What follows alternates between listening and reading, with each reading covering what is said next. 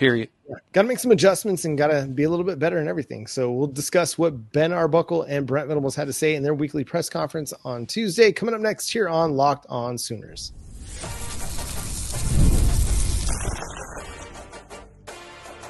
You are Locked On Sooners, your daily podcast on the Oklahoma Sooners. Part of the Locked On Podcast Network, your team every day.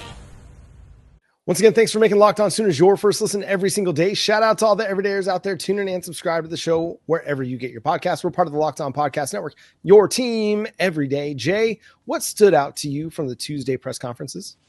So both Ben Arbuckle and Brent Venables had a lot to say about John Mateer. Ben opened about John, and throughout BV's, they kind of asked him about, how John is handling how brutal of a game that was. And I got to say, they both said some pretty interesting stuff. First off, Brent Venables mentioned how he has even more respect for John Mateer after the loss than, even before, which I'm just like, okay, what does that mean? But he really talked about his character and the way that he handled that situation. And, he talked about how he didn't make any excuses. He told him that he needs to be more patient. He needs to fix this thing. He needs to do this. He needs to do that.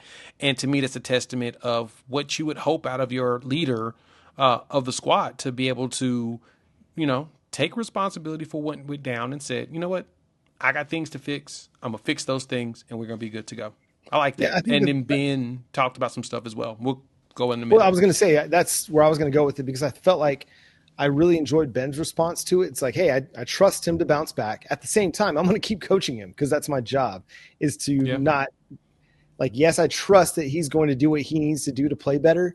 At the same time, I have a responsibility to coach him and to point out the ways that he struggled, the ways that maybe his feet weren't right or his eyes weren't right. Like, that's going to be the case. And that's what you want. Like, you don't want a coach just going to just say, hey, no, it's on you, go fix it. No, it's on us. Let's fix it together. And I think that's great, man. Because feedback is important. Like, that's what coaching is. Coaching is feedback. Coaching is seeing what's working, seeing what's not, and providing feedback. I'm doing it with 4 and 5 year olds on the soccer field, and Ben Arbuckle's doing it with John Mateer as well. And it's an important part of the game. And so as much as, hey, John Mateer is like, hey, I'm going to get right, Ben Arbuckle's like, yeah, we're going to get right.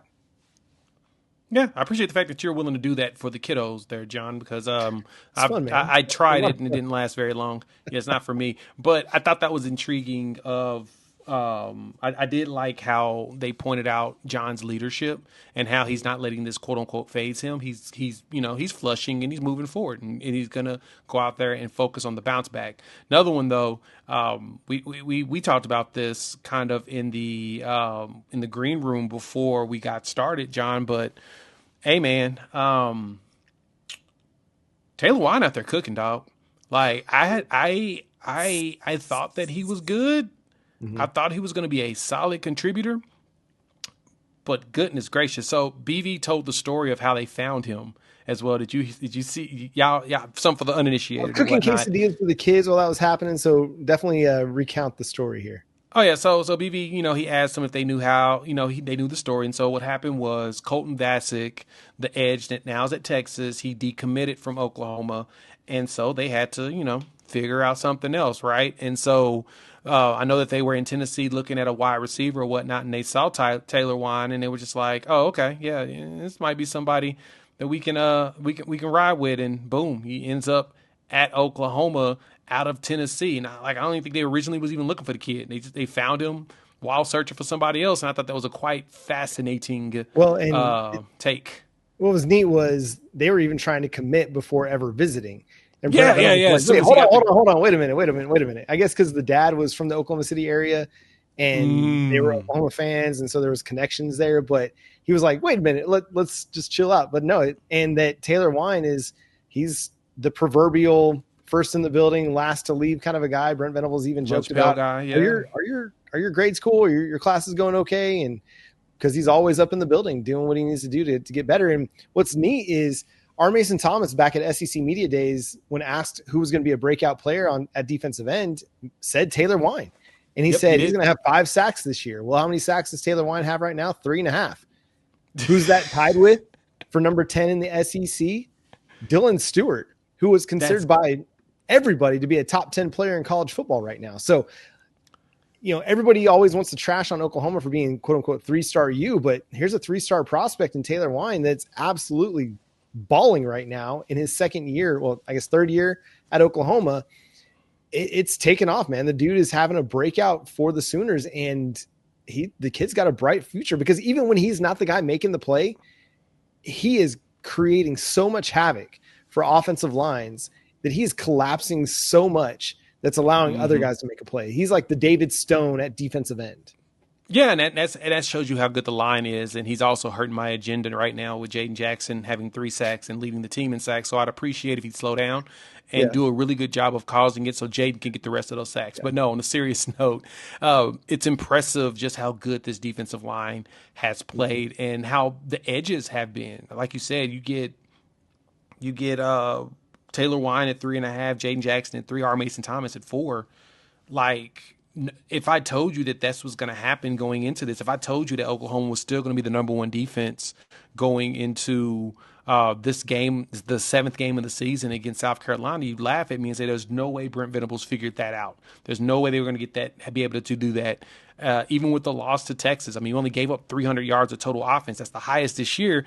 And truth be told, there's a good chance that is the highest we give up this season. We could end up the season giving up less than 300 yards every single game going forward, just because this defense has shown that it's really hard.